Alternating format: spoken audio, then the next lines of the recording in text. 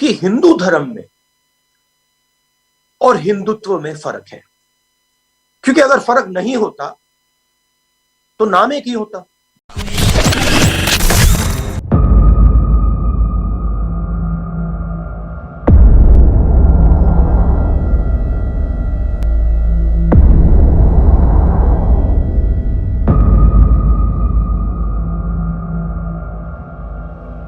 Over the last few months, a concerted debate between Hindu versus Hindutva has been ignited and rekindled on multiple occasions. What exactly is Hindutva? Is it really different from Hinduism? Is it the same? Why are people opposed to it? Hello and welcome to New India Junction. I am Richa Dwivedi and this is The Bottom Line.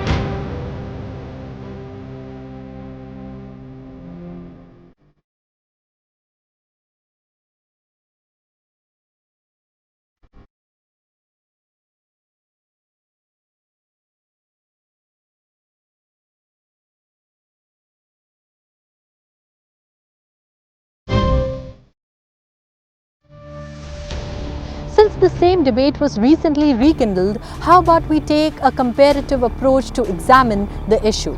Let's look at the policies that have existed since the time of independence till 2014 and some even now, and how they are actually part of this non-Hindutva brigade. Then you decide who is right and who is wrong. First, in non-Hindutva idea, while every other religion is free to administrate their religious institutions, only Hindu institutions are administered by the state to the extent that the state has a share in the money offered at Hindu shrines.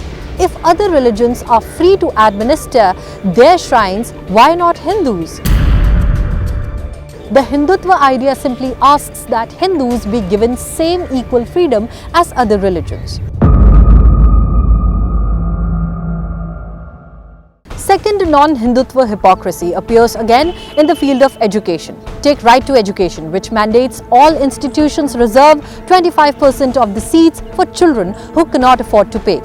This applies to every Hindu school, even when they aren't government aided. But non-Hindu schools, even when it is aided by the government, do not need to reserve any seats. Institutions like St. Stephen's College in Delhi reserve seats for Christians, even when it is almost completely funded by public money. Similarly, the Aligarh Muslim University or AMU, despite getting public money, does not reserve seats for SC, STs and OBCs as mandated by Constitution. But the Banaras Hindu University does. This discrimination of only forcing Hindu-run schools to bear the entire burden of RTE is what non-Hindutva worldview propagates. While in the Hindutva perspective, either no privately run school should bear the burden of RTE or all privately run schools bear it.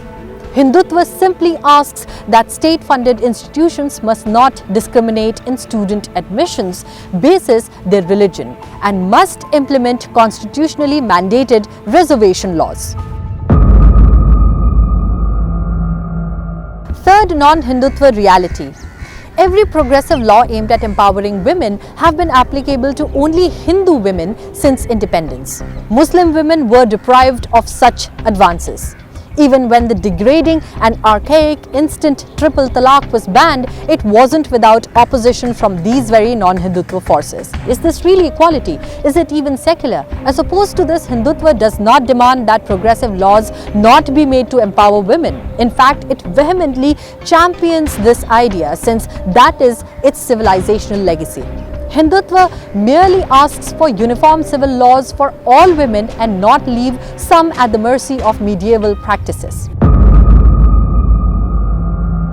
Fourth, in the non-Hindutva worldview, medieval barbarians such as Aurangzeb and Tipu Sultan were lionized as icons of a plural society, while their record of genocide and destruction of temples was conveniently brushed aside. Maybe you need some examples.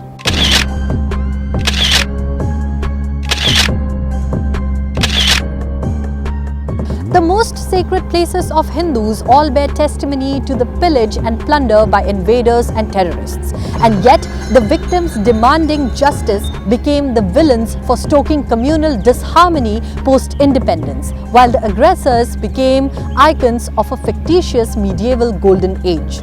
Hindutva does not demand that history be changed. On the contrary, it asks that history not be sanitized to present barbarians as benign rulers, but rather true history be taught. I can't spot anything wrong here, can you?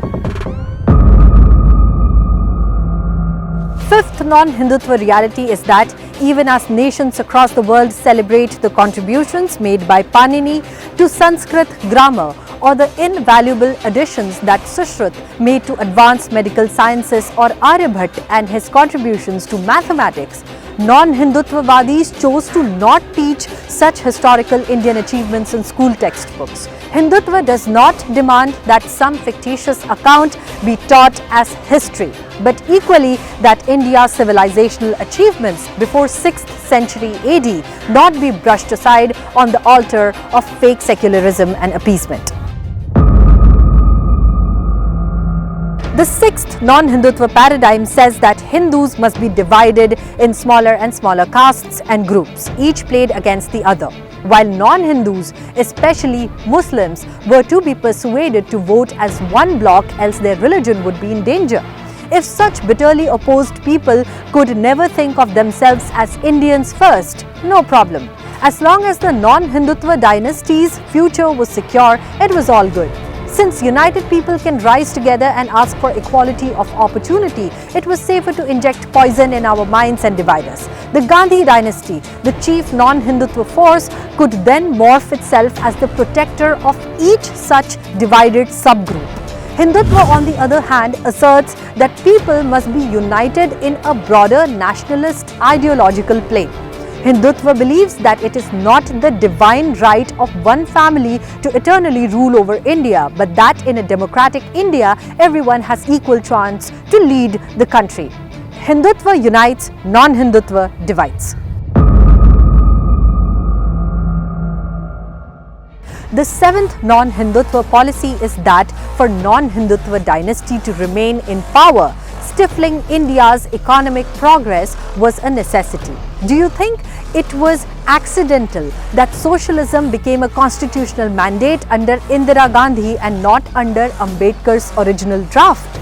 Thus, all policies of non-Hindutva groups are designed to keep poor chained in their poverty rather than empower them. What does Hindutva say on this?